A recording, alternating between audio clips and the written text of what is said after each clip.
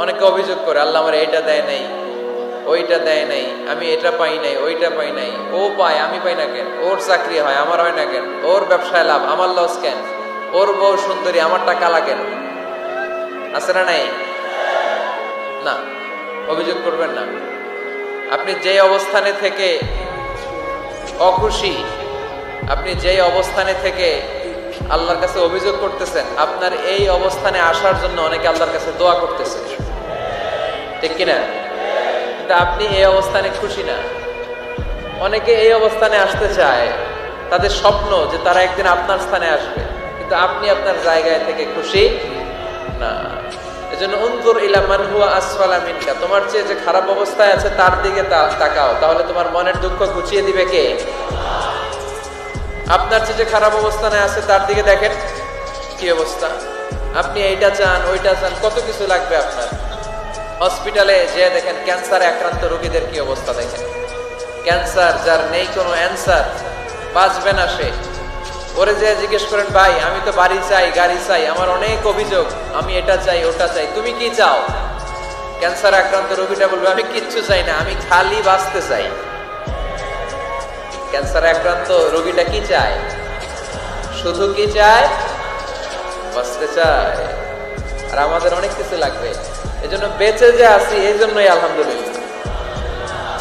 শ্বাস প্রশ্বাস যে নিতে পারতেছি, বেঁচে আছি, অনেক দিয়েছে প্রভু, আর কিছু লাগবে না, আলহামদুলিল্লাহ পড়েন। চাওয়ার কোনো শেষ নাই, আছে? লাউ আন্না লিকুল্লি ইবনি আদম ওয়াদিয়ান মিন যাহাব আহাব্বা আন ইয়াকুনা লাহু ওয়াদিয়ান ওয়া লা ইয়ামলা ফাহু ইল্লা তুরাব। প্রত্যেক বনি আদমকে আল্লাহ তাআলা একটা করে স্বর্ণের পাহাড়ের মালিকও যদি বানিয়ে দেয়। কিসের পাহাড়? সবাই বলেন। দেখছেন শরীয়তপুরে? শরীয়তপুরে নাই স্বর্ণের পাহাড়? কোন দেশে আছে? সৌদি আরব। স্বর্ণের পাহাড় নাই, স্বর্ণের খনি আছে।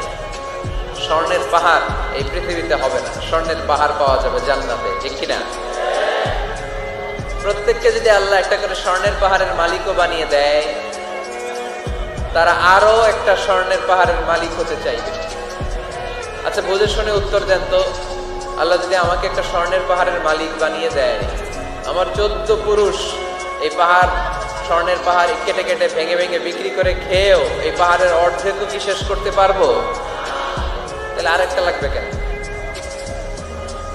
স্বভাব, ঠিক কিনা? স্বভাব কি? তো একটা স্বর্ণের পাহাড়ের মালিক যদি আমি হই, আমার 14 পুরুষ খেয়েও শেষ করতে পারবে, তারপরেও আমি আরেকটা কেন চাই? স্বভাব। আল্লাহর হাবিব বললেন এটা স্বভাব। ওয়ালা ইয়ামলা আফাহু ইল্লা তুরাব।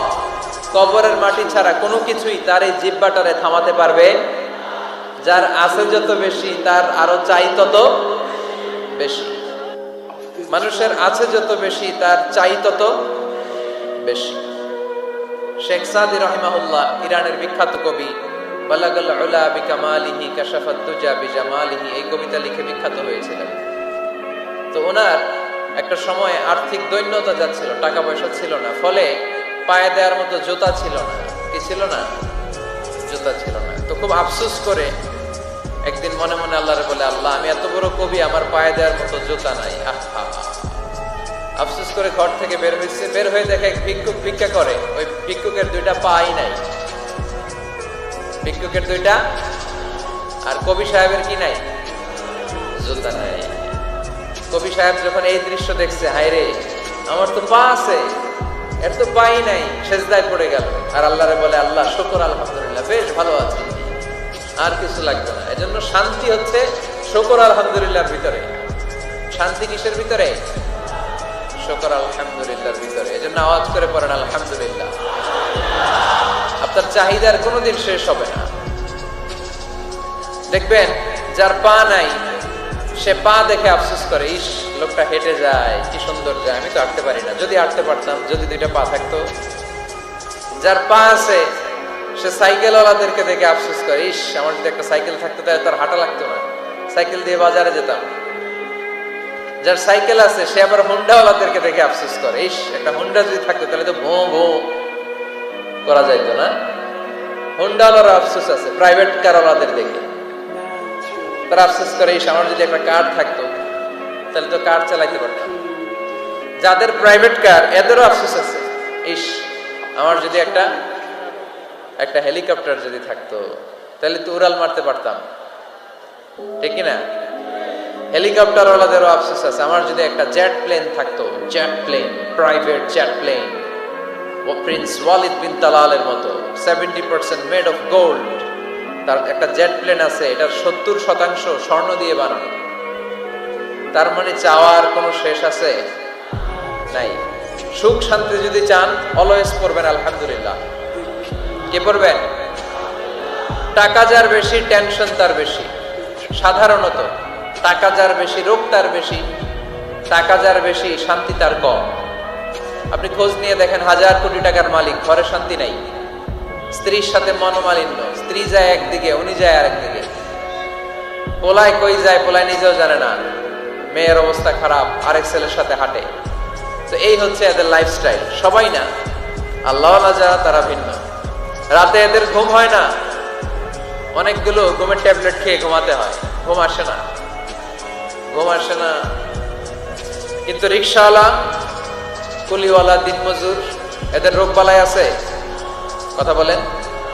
খাওয়ার সমস্যা আছে, ঘুমের সমস্যা আছে, শুইলেই ঘুম আসে, যেখানে রাইত ওইখানেই গাই।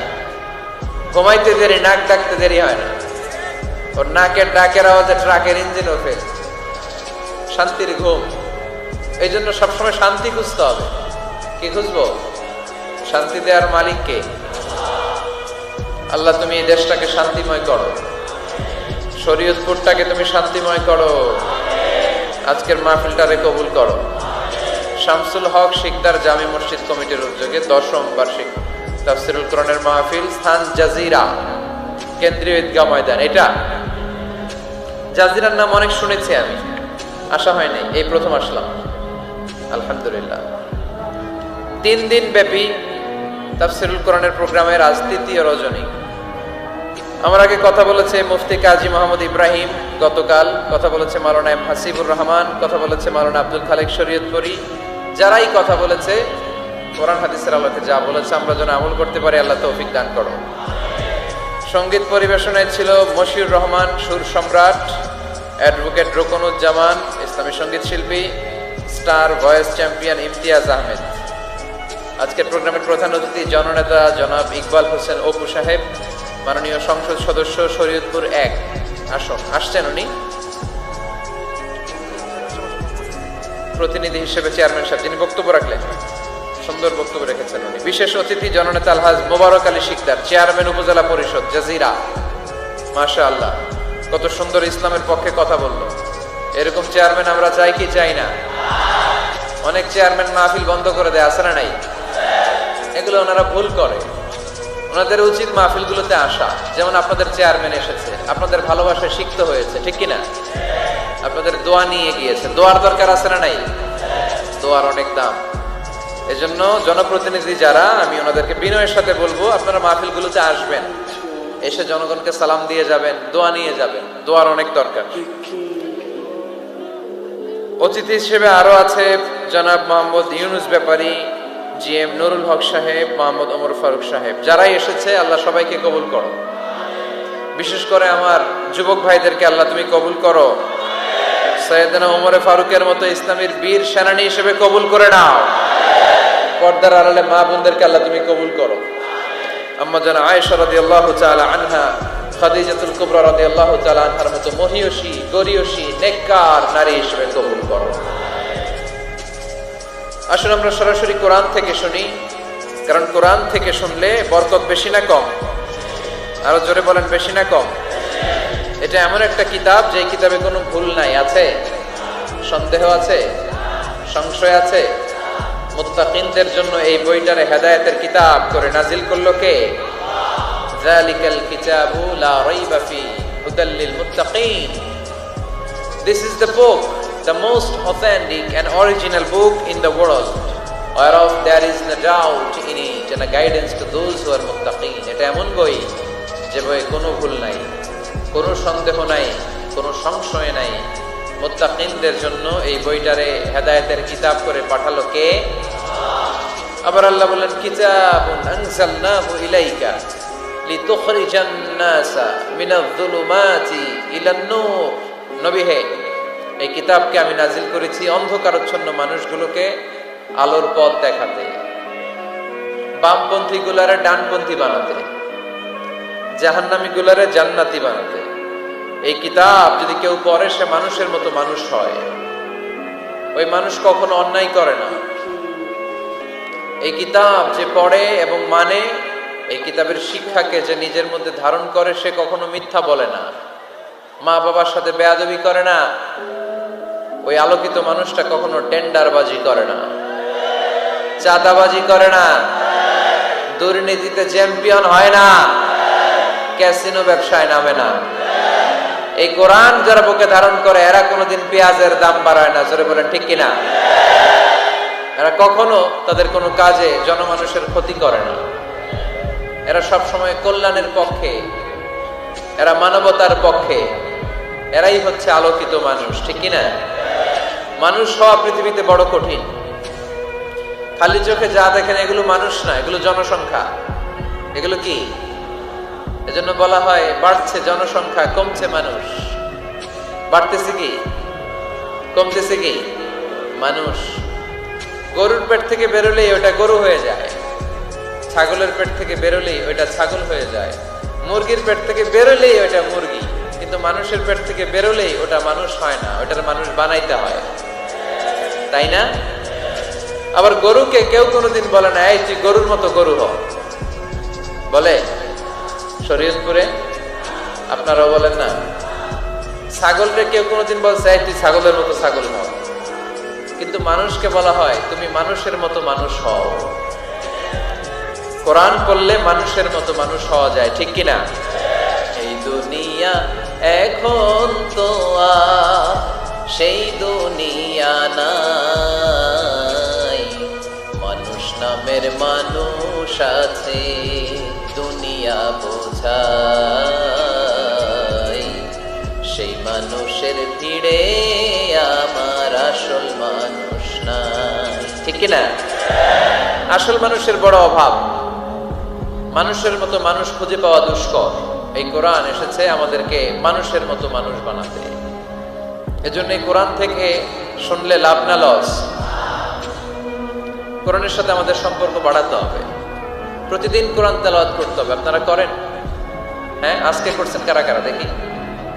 মাশাআল্লাহ, মাশাআল্লাহ, হাত নামান।